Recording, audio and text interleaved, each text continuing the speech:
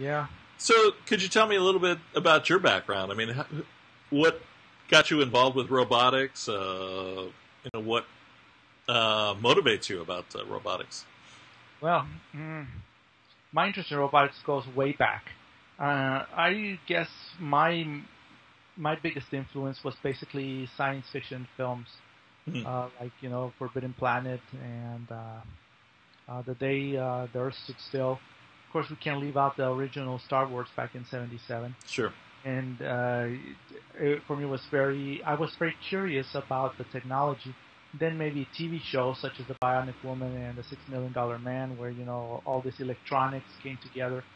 And I guess my uncle, he was a TV repair technician, where back in those days he would actually unsolder a resistor that was burnt out and he would replace it, and that would fix the TV set.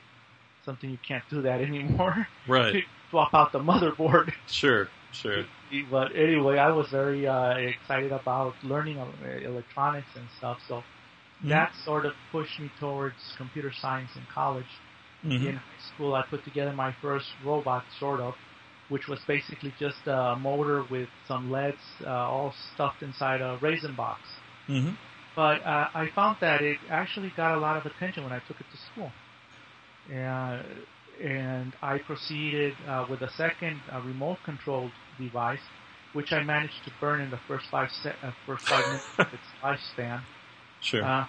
Well, it's strange the way you learn things, because back in those days I had no idea of conductivity and all that stuff. So what I did is I just took the PCB board and I just put it on top of a metal chassis. So obviously everything short-circuited. Ooh.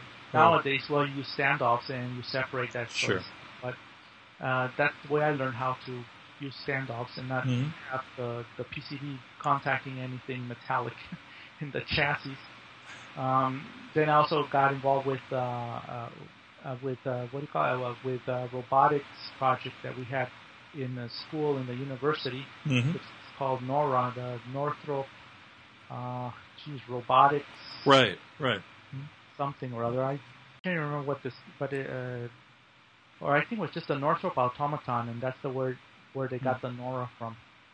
But that was also very exciting. The thing is that when I graduated from college, I decided to try my luck in Mexico, and I went there and I got a job basically for a company that assembled computers and ported the operating system from Microsoft. So that gave me a lot of experience doing systems programming, something that's very important in robotics, because basically in robotics everything is systems programming. Right. So and I was also very much involved in electronics, because I got to be a product manager for 2 or 3 of their connectivity projects. I was involved in teams that at a worldwide level, we put out networking boards for the old MCA architecture. I don't know if you remember that. So that also gave me a lot of experience in electronics. I had to put robotics aside for a while, because in Mexico you just couldn't go down the street and go to a Radio Shack, because it was very difficult getting electronic components. I once ordered some stuff from the U.S., in fact from Robotics, believe it or not. And they charged me a fortune for the import duties and for the shipping, that it almost tripled the price of the product. So there was no way I could afford to actually pursue robotics on a more serious level while I was in Mexico. But then in 2000, I came over with my wife to the U.S. And here, well, geez, you have eBay and you have stores all over the place. And with the advent of the internet, now you just go into a computer, you search for it, and you find the components, and you just order them. And you have Parallax, and you have Robotics, and you have the Robot Store from Jameco, and DigiKey, and a whole bunch of others that that it's just so easy to get parts here. Right. So basically, that was my interest in robotics. Okay, so does your day job have anything to do with robotics? Is there a connection there? Or? No connection at all. Strangely enough, back in '89, I left that position and I freelanced it. A few of us were not satisfied with how the company was being managed, so we decided to put together our own company. And with a little experimenting and trying to figure out which way to go. We ended up being consultants that actually developed more corporate type software for clients.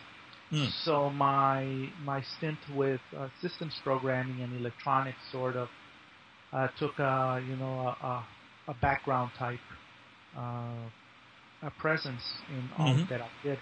And back in the 90s, I started with Visual Basic that Microsoft had just come out, and we used that programming platform to put together all the solutions for the clients. We even got to be a Microsoft solution provider.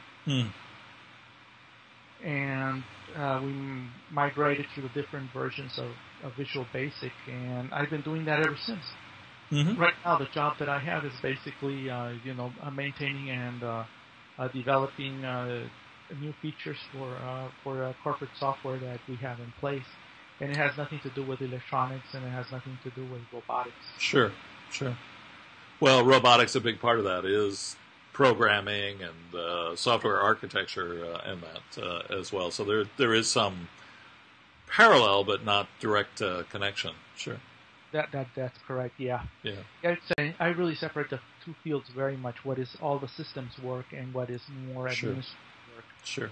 Administrative work, basically, you count how much money the company made through its invoices, and with the systems work, you get down into the bytes and the sectors, and, data acquisition and all that good stuff. And it's always been, I guess, part of me and part of my passion.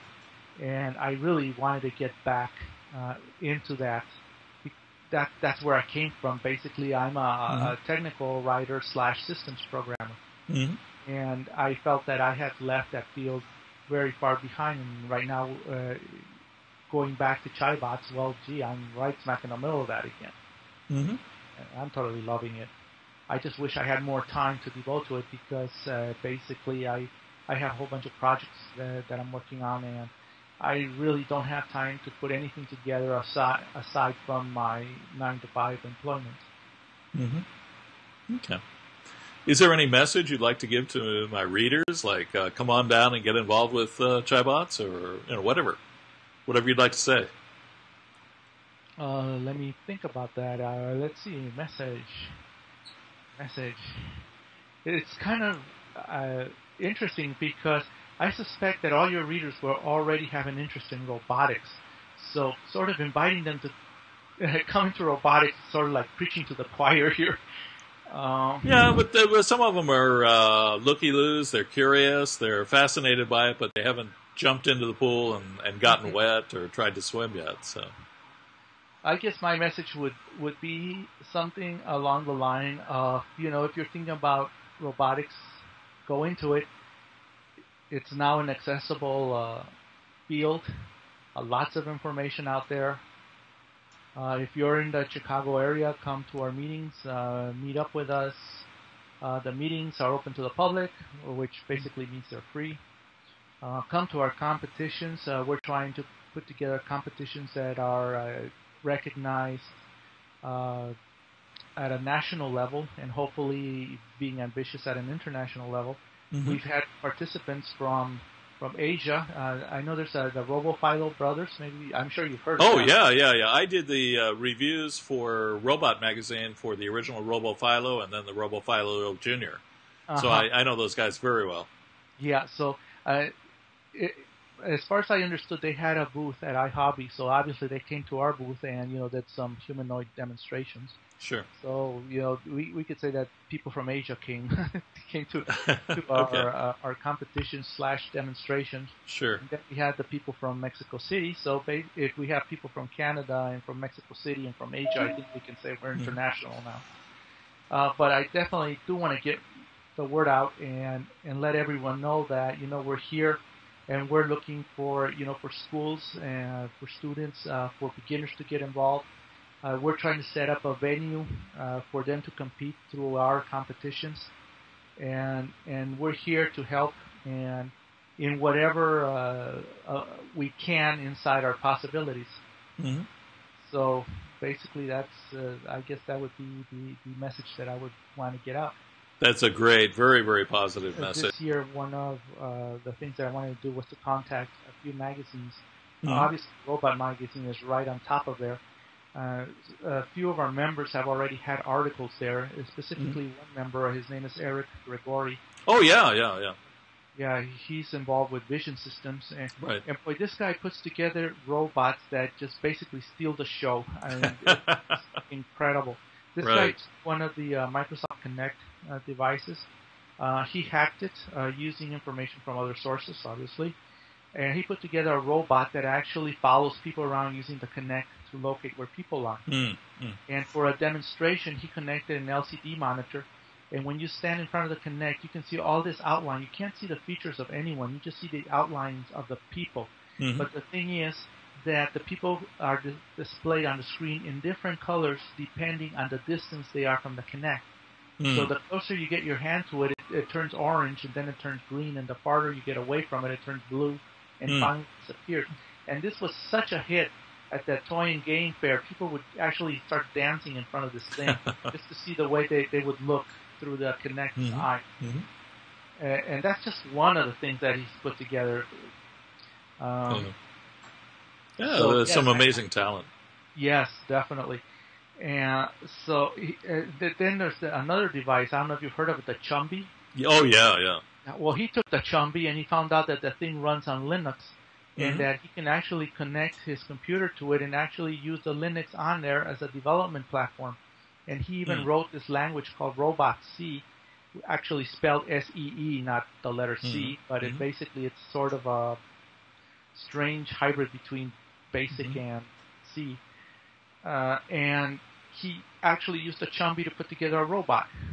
so this guy, wow. And actually, I've been wanting to see if he can help me put together a robot that does something along the lines that he does. So that we can actually have some sort of demo at our shows, because sometimes he's not able to come. So if he doesn't come, his robots don't come, and we've got a big giant hole there. Right.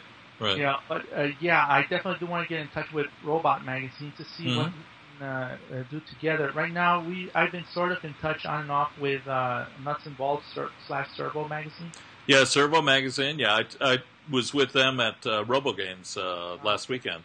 Really good people. They're in Southern California, around the Corona area, I think. Oh, okay. I didn't know that. It's strange. You talk to people on the internet and everything. You have no idea where in fact, I was going to ask you if you could tell me a little bit something about yourself and where you're located and what you do and all this stuff. Okay. Well, right now I'm sitting in New York in Manhattan, but I live in Tokyo, in Chiba, just east of Tokyo. About 30 minutes by express train. I've lived over there off and on since '82, about 21, 22 years in total.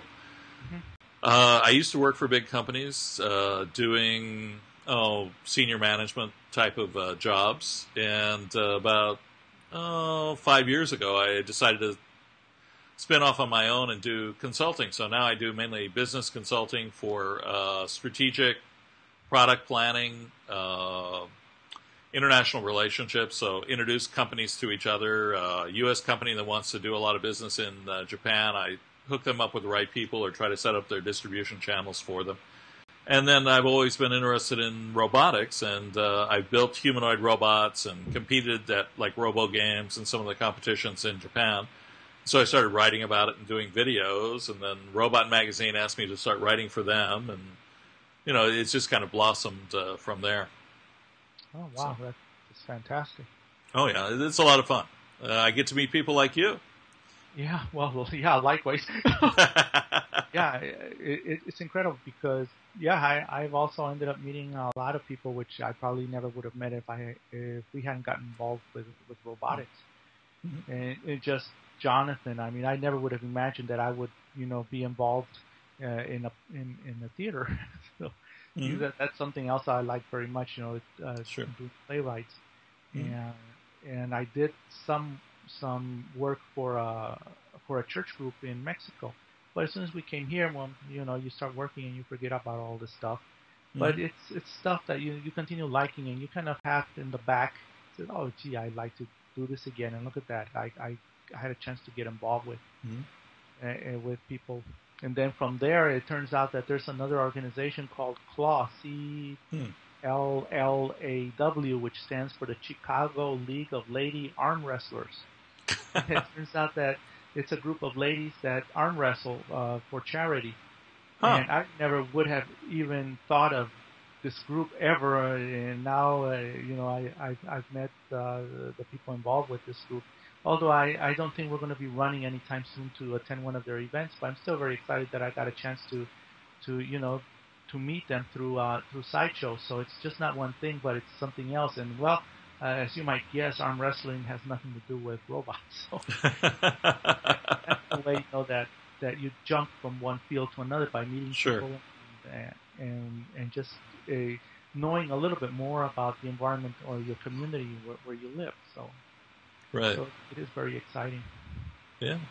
Well, thank you so much for your time. It's been wonderful. I really appreciate you contacting me about the errors in the article and clearing things up and spending, what is it? It's been an hour we've been talking together, so I really appreciate that.